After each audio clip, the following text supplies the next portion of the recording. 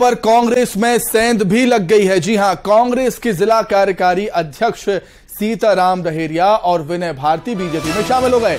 अमित शाह की मौजूदगी में इन दोनों ने बीजेपी ज्वाइन की। उधर कांग्रेस को बाय बाय कहने पर बीजेपी ने कांग्रेस पर तंज कसा। आशीष अग्रवाल ने कांग्रेस को डूबता हुआ जहाज करार दिया है।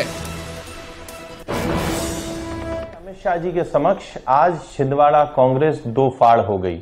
छिंदवाड़ा के कार्यकारी अध्यक्ष सीताराम डहेरिया और विनय भारती, ये जो दोनों विश्वस्त सिपा सलाहर थे कमलनाथ जी के, वो दोनों छोड़ के अब भारतीय जनता पार्टी का दामन थाम चुके हैं।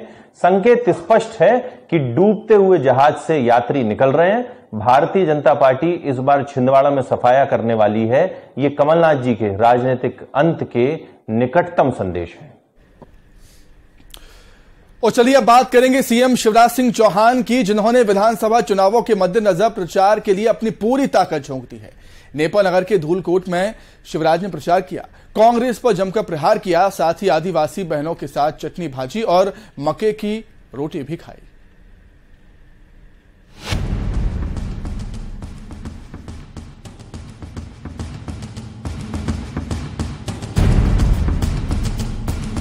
आदिवासियों के बीच चटनी भाजी और मक्के की रोटी का लुत्फ उठाते सीएम शिवराज का ये वही अंदाज है जिनका जिक्र इन दिनों वो खूब कर रहे हैं। प्रदेश की जनता को परिवार बताकर विकास की गंगा बहाने का जो वादा कर रहे हैं, नेपाल नगर के धूलकोट में सीएम ने प्रचार के दौरान भी किया, साथ ही कांग्रेस पर जमकर प्रहार किया। तो भैया घर से मक्के की रोटी और भाजी और चटनी लेके आए हैं सूखी, वो खा के जाना पड़ेगा। मैं उन बहनों के साथ ही नीचे बैठा और उन बहनों के साथ आज चटनी भाजी और मक्के की रोटी खाई।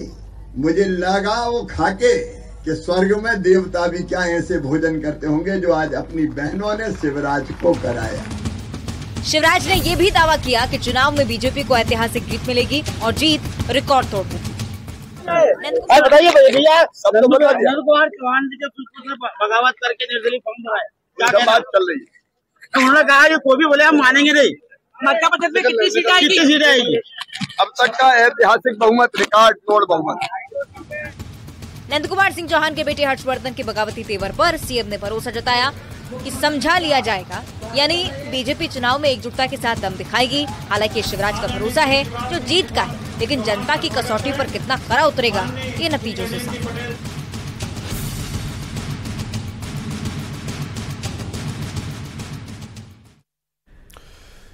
तो वहीं सीएम शिवराज धार की धर्मपुरी विधानसभा के ग्राम सुंदेल भी पहुंचे, जहां उन्होंने बीजेपी प्रत्याशी काल सिंह ठाकुर के समर्थन में एक आम सभा को संबोधित भी किया।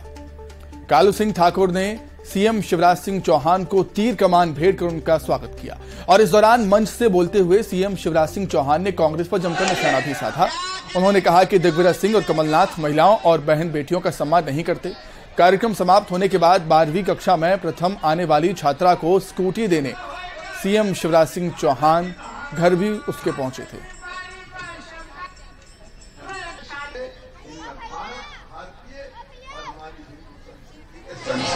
तत्र देवता वही निवास करेंगे जब माँ बहन और बेटी को इज्जत की नजर से देखा जाए।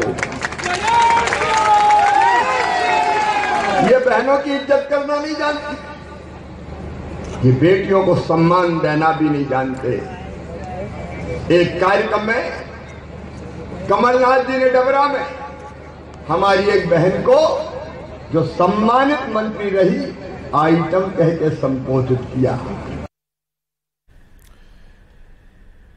विधानसभा चुनावों को लेकर एमपी में दिग्गजों ने दम दिखाना शुरू कर दिया है। दमोह में प्रियंका ने रैली को संबोधित किया। प्रियंका ने प्रदेश की सरकार के साथ ही केंद्र सरकार को भी आड़े हाथों लिया।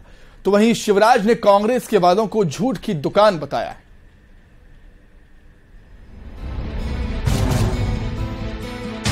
एमपी में सत्ता की कुर्सी के लिए दिग्गजों ने जोर लगाना शुरू कर दिया है।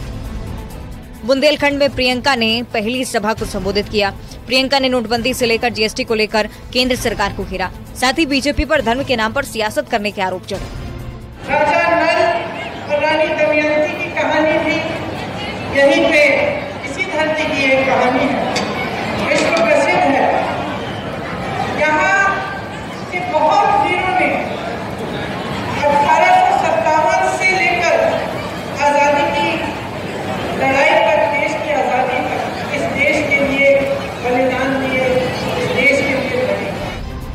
वहीं प्रियंका के दौरे को लेकर शिवराज ने मोर्चा खोल दिया है, साथ ही कांग्रेस को झूठ की दुकान करार दिया।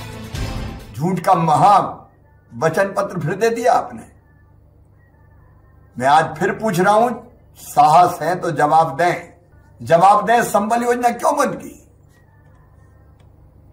गरीब बहन के पैसे देना बंद कर दिए। बेटा बेटी के जन्म के पहले 4,000, जन्म के 12,000, बाद 12,000। बच्चों के लैपटॉप क्यों छूने? बेटियों की शादी करके पैसा क्यों नहीं दिया मुख्यमंत्री कन्यादान का? तीर्थ यात्रा क्यों बंद की? किसान सम्मान निधि प्रधानमंत्री जी दे रहे थे, नाम क्यों दिल्ली नहीं भेजे प्रधानमंत्री जी किसान सम्मान निधि के पैसे देने के लिए किसानों को? गरीबों के मकान भेजे प्रधानमंत्री नरेंद्र मोदी जी ने, वापस क्यों कर दिए? प्रियंका जी जवाब देना पड़ेगा। प्रियंका गांधी जबलपुर, ग्वालियर, दमोह में चुनावी रैलियों को संबोधित कर चुकी हैं। अलग अलग संभागों के अलावा कांग्रेस की कोशिश प्रियंका के जरिए महिला वोटर्स को साधने की भी है। कांग्रेस को कामयाबी कितनी मिलती है, ये आने वाला वक्त बताएगा।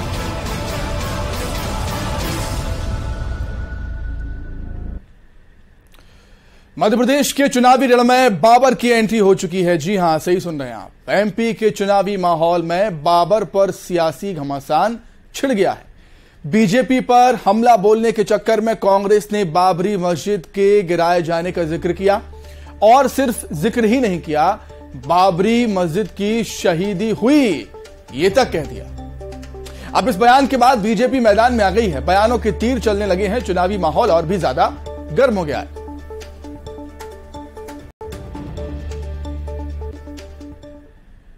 मेरे पास वो अखबार भी है कि 6 दिसंबर को जब बाबरी मस्जिद ध्वस्त हुई, उसकी शहीदी हुई, उसके दूसरे दिन जब पूरे देश में कत्लेआम मचा हुआ था, तब इनके नेताओं ने, मुरली मनोहर जोशी ने, अडवाणी जी ने कहा था यह काम अपराधी तत्वों ने किया है, हमने नहीं किया है। तो ये बताया कि यदि रामेश्वर शर्मा भी उस विध्वंस में शामिल थे तो ये क्या ढूंढे हैं?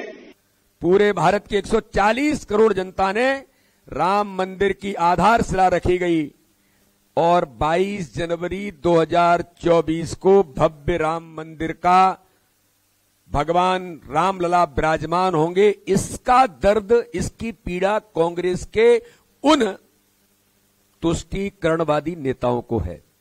यह चरित्र कांग्रेस का मुंह में राम बगल में बका है, क्योंकि इन्हें तो बाबर और वही दिखाई देता है।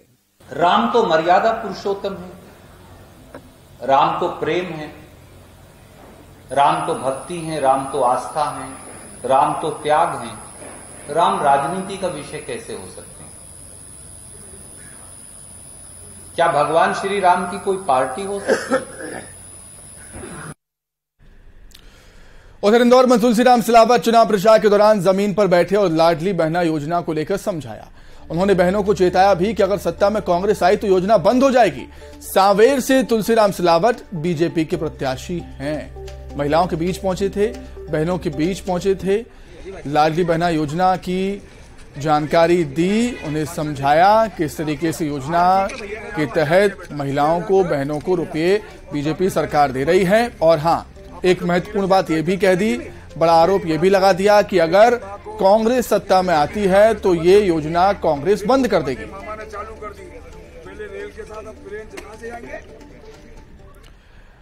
और आइए अब देखेंगे इलेक्शन टॉप 10। छिंदवाड़ा के जुन्नारदेव में अमित शाह ने भरी ओंकार, बोले एमपी में सिर्फ 3 परिवार की चलती है आदेश। गांधी परिवार का निर्देश, कमलनाथ गाली बनकर हार खाते हैं। एमपी के रण में प्रियंका गांधी दमोह में किया प्रचार, कहा प्रदेश में रोजगार सबसे बड़ी समस्या। सीएम शिवराज ने कसा तंज, बताया झूठ की दुकान। कांग्रेस प्रभारी रणदीप सुरजेवाला का भी